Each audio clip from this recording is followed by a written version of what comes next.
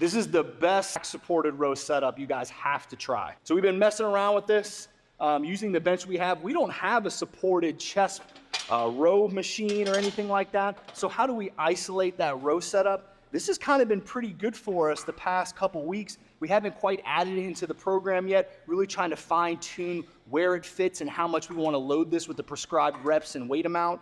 But honestly, man, I really like this supported setup. So do I, man. It really eliminates your options for cheating it. Because I will, even on a T-bar row, you'll start to get momentum with this. Yeah. You can't, because there is a balance aspect. You got to be able to lock our heels in, tighten up the hamstrings, the glutes, everything. And now when you focus on that contraction, you really have nowhere to go but straight up. Like, you can't use body English, and that's really why I like it, because the human body will find a way to cheat, especially if it involves me. I'll definitely find a way to cheat.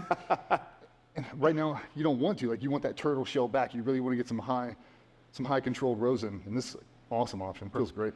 If you come in, Manny, if you guys see our bench setup, for the most part, most benches should have a space cut out where you could put the butt end of the bar to kind of find this support. And from there, DJ, if you want to grab the bench, then we'll pull this up to that flat perpendicular line to the ground. So now we have that supported setup with a safe base. We're kind of locked in here. DJ's going to pull the bar over. We'll throw a couple plates on this, kind of show you guys what this looks like. But this setup, when it comes to a supported row, taking the movement out, the momentum out, I honestly, I love it. It's really growing on me. Yeah.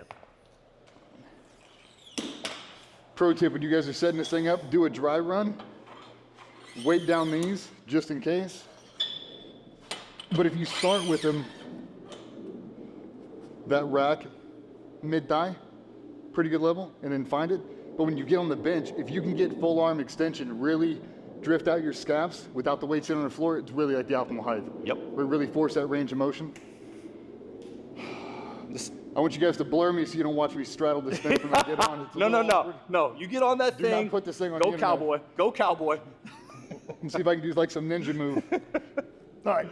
But before you hit these reps, DJ kind of locked it in. When it comes to a supported row, the best part is it kind of takes the momentum out, takes away the ability for our lower back to be the lowest common denominator or failure point. From here, we have the supported position where we're matching the rigidity of the bench, like DJ said, getting that good movement of the scaps as he gets into the position to row. But what I really like about this setup is the bar gives us the opportunity, as DJ mentioned, kind of driving the back of his calves. When I first did this movement, I had my feet on the ground, and then he was like, what if you drove up into the bench? Because now I get this whole posterior chain now. He's driving in, he's got calves, he's got hamstrings, he's got glutes. So now I have this kind of posterior chain driven row.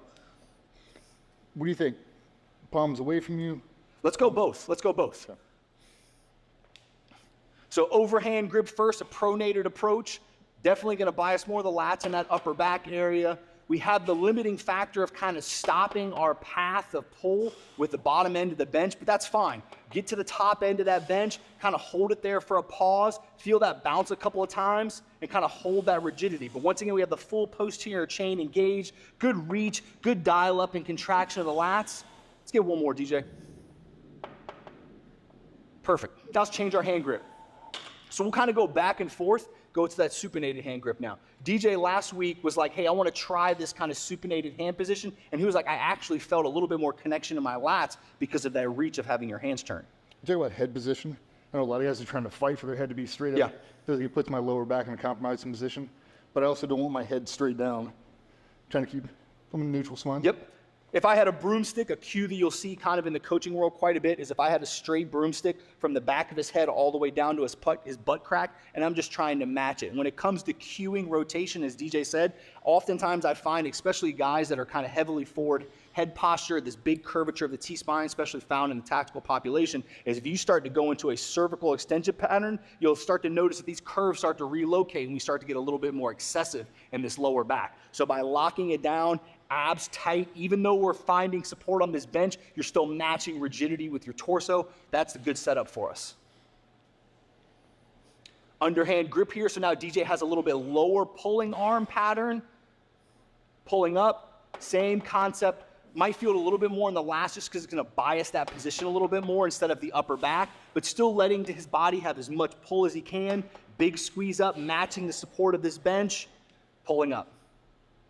If you have a supported T-bar row setup, you can just go with these sort of comments and cues, but if you don't have it, which we don't yet, this is a very positive setup for us to really allow to load that tissue.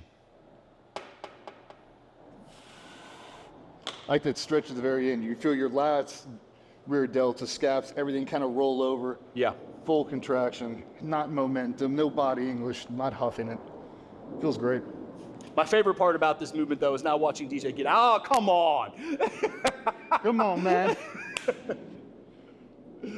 All right, so that was a quick escape for DJ. Didn't allow me to enjoy that escape as much as I'd like to. But when it comes to a supported row, if you guys don't have access to a supported T-bar row machine, or maybe if you do, give this option a setup. Pretty easy when it comes to a barbell. You only need 2 using a rack that you already have.